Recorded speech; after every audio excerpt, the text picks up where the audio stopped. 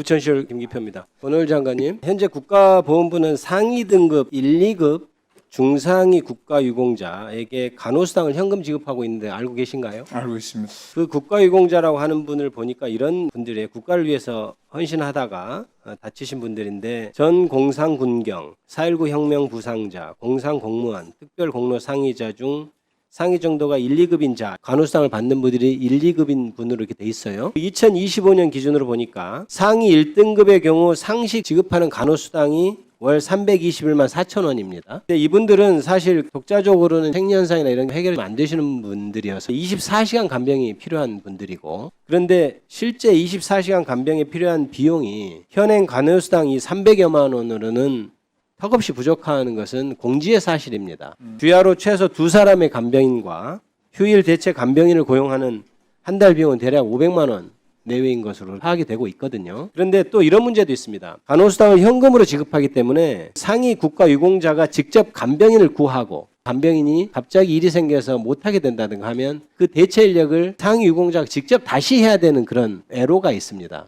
사실 거동도 불편한 분인데, 그래서 현금 지급만으로는 해결할 상황이 아닌 것으로 보입니다. 2023년 4월 23일 국민권익위원회는 장애 국가유공자 활동지원 강화 방안을 마련해가지고 국가보훈처에 제도 개선을 공고한 바 이미 있어요. 원래는 3에서 7등급의 경우는 그 혜택이 좀 없다가 장애인 복지법에 따라서 활동지원 서비스 바우처 형태로 이용할 수 있게 됐는데요. 이거는 이제 보건복지부에서 관여를 합니다. 근데 국민권익위원회는 이때 뭐라고 그랬냐면 이 상위 1, 2등급 받는 간호수당이 국가유공자 일반 장애인이 복지부의 장애인 활동 지원금과 비교할 때 오히려 적다는 거예요. 2배 이상 차이가 났게 적다는 거고, 그래서 간호수당 향상이 필요한 거 아니냐 이런 지적을 했고, 두 번째는 직접 간병인을 고용해야 하는 불편을 해소하기 위해서 간병인 연계 지원 시스템을 마련하라 이렇게 제안을 했습니다. 그랬더니 최근에 보훈부가 어떤 대책을 내놓고 있냐면 요 1, 2등급 분들도 선택에 따라서 복지부 장애인 활동 지원 서비스 이용하도록 하세요 이렇게 지금 선택을 할 수 있도록 한다고 저희 의원실에서 파악해 보니까 그렇게 대책을 세우려고 하고 있다고 들었습니다. 그런데 문제는 뭐냐면